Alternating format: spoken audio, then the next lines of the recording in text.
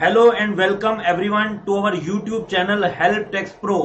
आज हम लोग बात करेंगे सीबीडीटी की नोटिफिकेशन नंबर 48/2022 जिसमें उन्होंने ITR you that is updated return of income को नोटिफाई किया है डेटेड 29 अप्रैल 2022 को। क्या है ये अपडेटेड रिटर्न ऑफ इनकम, कौन कौन इस अपडेटेड रिटर्न ऑफ इनकम का बेनिफिट उठा सकता है और कैसे और कहां कहां पर आपको इसकी इंफॉर्मेशन फिल करनी है, इन सब चीजों को हम लोग डिस्कस करेंगे आज की इस वीडियो में। तो बने रहिए एंड तक। आइए स्टार्ट करते हैं। तो सबसे पहले हम लोग बात करेंगे कि क्या इस अपडेटेड नोटिफिकेशन या अपडेटेड रिटर्न ऑफ इनकम के बारे में पहले भी बात की गई थी। Answer is yes. ये ऑलरेडी बजट 2022 का पार्ट था जिसको अब लेके आया गया थ्रू दिस नोटिफिकेशन। और इसमें कब तक के लिए हम लोग रिटर्न फाइल कर सकते हैं, तो it is very much clear कि जो भी आपका फाइनेंशियल ईयर या आपका assessment year 1 day of April 2020 से स्टार्ट हो रहा है और वी कैन से 2020-21 ऑनवर्ड्स के जो असेसमेंट ईयर हैं, अगर आपकी उन टाइम पीरियड की इनकम टैक्स रिटर्न पेंडिंग रह गई किसी भी रीजन की वजह से या उसमें कुछ आपने रॉन्ग पर्टिकुलर्स फाइल कर दिए हैं, तो आप इस अपडेटेड रिटर्न ऑफ इनकम के थ्रू उसको अपडेट कर सकते हैं। मतलब कहने की बात यह, financial year 1920 and financial year 2021 के लिए आप इस अपडेटेड रिटर्न ऑफ इनकम का बेनिफिट उठा सकते हैं। अगर हम लोग बात करें 21-22 फाइनेंशियल ईयर की, वो तो अभी ऑलरेडी वैसे ही एक्टिव है, तो उसको तो आप वैसे ही नॉर्मल केस में उसमें आप आईटीआर फाइल कर ही सकते हैं। नेक्स्ट थिंग इज दैट अगर आपका जो केस है वो अकाउंट्स जो आपके हैं वो ऑडिटिंग वाले केस में फॉल करता है, तो यहां पर जब आप वेरीफाई करने जाएंगे अपनी अपडेटेड रिटर्न ऑफ इनकम के थ्रू, अगर आप अपनी आईटीआर फाइल कर रहे हैं, तो वहां पर सिर्फ और सिर्फ आपको डिजिटल सिग्नेचर के थ्रू ही वेरिफिकेशन का ऑप्शन मिलता है। और अगर आपका कोई नॉन ऑडिट वाला केस है, मतलब अगर आपकी नॉर्मल आईटीआर है जो आप अपडेटेड रिटर्न ऑफ इनकम के थ्रू फाइल कर रहे हैं, तो वो आप डिजिटल सिग्नेचर के थ्रू या फिर ईवीसी, जैसे हम लोग नॉर्मल फाइल करने के बाद ईवीसी से वेरिफिकेशन करते हैं, आप यहां पर भी वो कर सकते हैं। ध्यान रखना है, अपडेटेड रिटर्न ऑफ इनकम एक जस्ट फॉर्म है, उसके साथ आपको आईटीआर का फॉर्म जो भी आपके ऊपर एप्लीकेबल है वो तो आपको फाइल करना ही करना है। साथ में बात करते हैं इस अपडेटेड रिटर्न ऑफ इनकम का फॉर्म किस तरीके से आपको फाइल करना पड़ेगा। अगर मैं आज की बात करूं तो अभी इनकम टैक्स पोर्टल पे करंटली ये एक्टिव नहीं हुआ, बट यस आगे आने वाले टाइम पे जरूर एक्टिव हो जाएगा, तो उसके बारे में हम लोग बात अभी भी कर सकते हैं। यहां पर आपको नॉर्मल पैन नंबर फिल करना है, आपको अपना आधार नंबर 12 डिजिट्स का फाइल करना होता है। इसके बाद हम लोग आगे चलते हैं, क्या हम आईटीआर यू किसी भी केस में भर सकते हैं?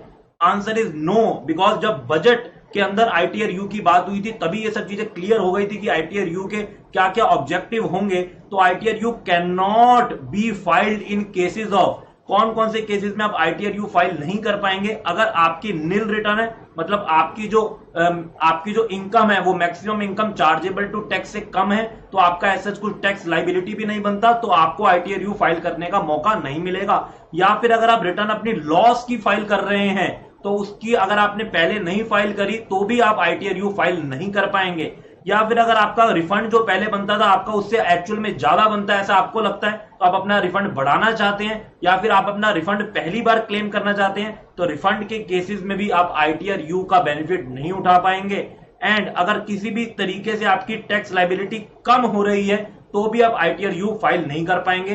कहने का मतलब ये जो नोटिफिकेशन गवर्नमेंट लेके आई है वो अपने रेवेन्यू को बढ़ाने के लिए लाई है, उसको कम करने के लिए नहीं लाई। मतलब कहीं ना कहीं अगर आपकी टैक्स लाइबिलिटी कुछ बन रही है या अगर जो पहले बनती थी उससे कुछ ज्यादा बन रही है, तो ही आपको आईटीआर यू फाइल करने का मौका दिया जाएगा। और साथ में अगर आपके ऊपर कोई सर्च, सर्वे या और कोई असेसमेंट प्रोसीडिंग इनिशिएट हो चुकी है या आपके ऊपर किसी और एक्ट की मिस कंप्लायंसेस हैं, तो ऑब्वियसली आपको आईटीआर यू फाइल करने का चांस नहीं दिया जाएगा। आगे चलते हैं, हम क्यों ऐसा कह रहे हैं कि कुछ ना कुछ आपकी टैक्स लाइबिलिटी बननी चाहिए तभी आप आईटीआर यू फाइल करेंगे? बिकॉज आईटीआर यू के अंदर ही, इस फॉर्म के अंदर ही एक डिटेल्स आती है जिसमें आपको अंडर सेक्शन 140B चलान की डिटेल्स फर्निश करनी होती है। एंड यू ऑल नो, चलान तो कोई तब भरेगा जब एक्चुअली में वो टैक्स भी पे करेगा, तो यहां पर आपको कुछ टैक्स एक्चुअल में पे करना पड़ेगा जिससे गवर्नमेंट का रेवेन्यू बढ़ेगा, इसीलिए गवर्नमेंट आपको बेनिफिट दे रही है। And challan is filled only when tax और इंक्रीमेंटल टैक्स इज पेड। आप टैक्स पे करते हैं अगर आपने पहले नहीं किया, या जितना पहले किया उससे कुछ आप इंक्रीमेंटल और I can say additional tax पे करते हैं, तो या 140B में आपको चलान डिटेल्स फाइल करनी होती है।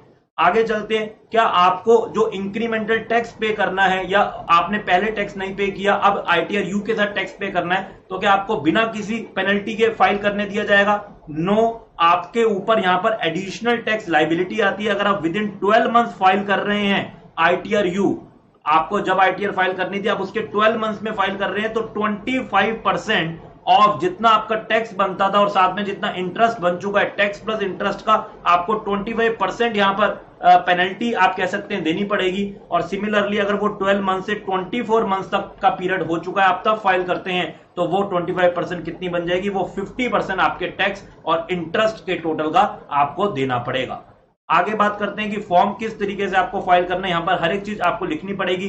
कौन सा आपका असेसमेंट ईयर है, whether return previously filed for this assessment year, कि आपने पहले रिटर्न फाइल करी थी, अगर फाइल करी थी तो किस सेक्शन में करी थी, 139(1) में करी थी या अदर्स में करी थी, आपको उसका एक्नॉलेजमेंट नंबर भी यहां पर डालना पड़ेगा। तो ये सब बेसिक चीजें, अगर आप लोगों ने पहले रिटर्न फाइल करी है और उसमें आप कुछ ना कुछ मॉडिफिकेशन करना चाहते हैं तो आप यहां पर वो फाइल कर सकते हैं। बट आप इस अपडेटेड रिटर्न ऑफ इनकम को बिल्कुल भी रिवाइज रिटर्न मत समझना, क्योंकि revise return can be revise any number of times with in the period specified, लेकिन अपडेटेड रिटर्न ऑफ इनकम आप एक ही बार फाइल कर सकते हैं।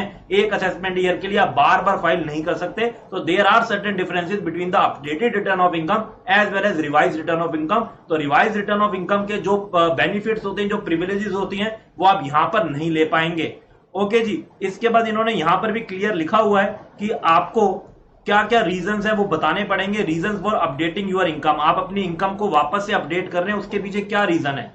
रिटर्न आपने पहले फाइल ही नहीं करी थी, या आपने इनकम प्रॉपरली रिपोर्ट नहीं करी थी, आपने रॉन्ग हेड चूज कर लिया था, आप रिडक्शन था कुछ फॉरवर्ड लॉस में, कैरी फॉरवर्ड ऑफ लॉस में रिडक्शन था, कुछ अनऑब्जॉर्व डेप्रिसिएशन में, कुछ जो मैट वगैरह के क्रेडिट है उनमें रिडक्शन था, रॉन्ग रेट ऑफ टैक्स आपने ले लिया, या और भी कोई रीजन है वो भी आप यहां पर स्पेसिफाई कर सकते हैं। तो आपको हर एक चीज यहां पर बतानी पड़ेगी while filing your updated return of income. Alright, आगे चलते हैं।